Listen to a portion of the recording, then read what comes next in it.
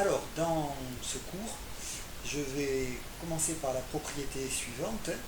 Si vous avez z qui s'écrit sous la forme a plus ib, c'est-à-dire qui est donné par sa forme algébrique, a et b étant réel, z étant non nul, c'est important. Si vous connaissez le module de z qui est égal à r, un argument de z qui est égal à θ plus 2 pi, alors on a la relation suivante qui relie petit a, petit b, r et θ. A égale r cos θ et b égale r sin θ. Alors la démonstration est assez facile à voir. Vous prenez le point O, le point M. Le point M se projette orthogonalement en H sur l'axe des abscisses. Vous avez le triangle OHM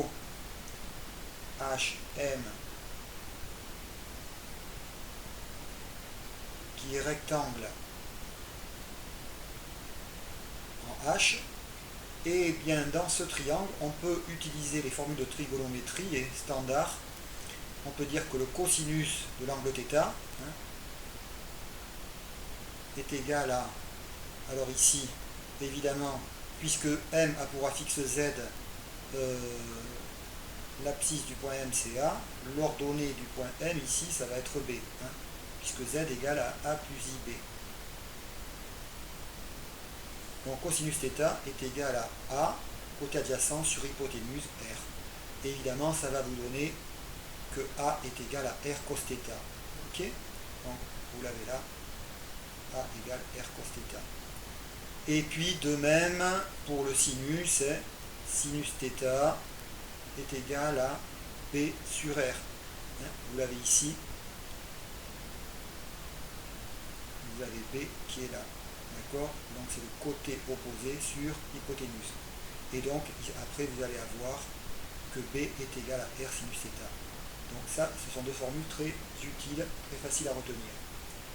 Alors maintenant, l'écriture Z égale R facteur de cos θ plus I sinus θ. Avec R, ben R c'est ce qu'on va appeler aussi le module de Z. Donc c'est notre notation pour le module de Z. Et argument de Z égale θ plus 2 pi, K appartenant à Z, est appelé, donc c'est une nouvelle écriture des nombres complexes, on appelle ça la forme trigonométrique de Z. Et le couple Rθ, donc R, on met d'abord le module, ensuite on met derrière un argument, on appelle ça un couple de coordonnées polaires, on appelle ça les coordonnées polaires du point M. D'accord? Dans le repère polaire OU. Donc ça c'est du vocabulaire qu'on va très peu employer. Il suffit simplement de se rappeler que R et θ sont modules et arguments du complexe Z. Alors, une petite remarque. Quand vous avez Z qui est égal à A plus IB, que vous remplacez donc A par R cos θ et B par R sin θ, eh bien, si vous factorisez par R, regardez bien, vous avez R facteur de cos θ plus I sin θ. Là, vous avez la forme algébrique. Là, vous avez la forme trigonométrique. Donc là, en fait, en gros, on vient de comprendre comment on passait de la forme algébrique à la forme trigonométrique. On va voir par la suite comment on fait pour remonter, passer de la forme trigo à la forme algébrique. Donc,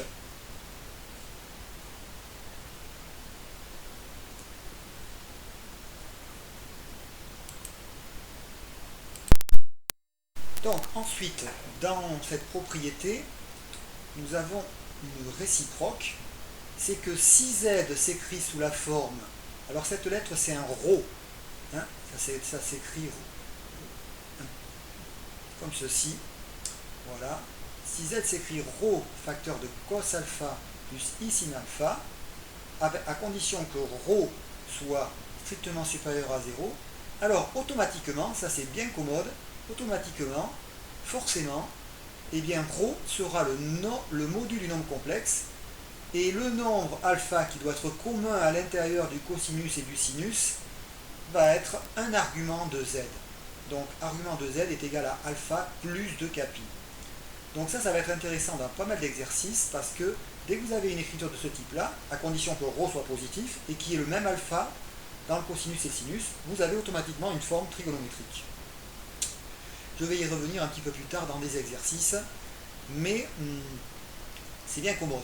Par contre, si vous avez la chose suivante, z égale moins 3 facteur de cos pi sur 4 plus i sin pi sur 4, voilà, puisque moins 3 ici est négatif, donc là il y a un problème, cela n'est pas une forme trigonométrique, d'accord? De même, si vous avez z qui est égal à 3 cos pi sur 4 plus i sin pi sur 5, à nouveau, on est coincé, on ne peut pas appliquer la réciproque. On a bien le nombre devant là qui est positif, ça c'est certain, mais c'est pas le même angle qui apparaît à l'intérieur du cosinus et du sinus. D'accord? Relation de passage entre forme algébrique et forme trigonométrique. Alors, le plus simple, c'est quand on passe de la forme trigonométrique à la forme algébrique. Pourquoi?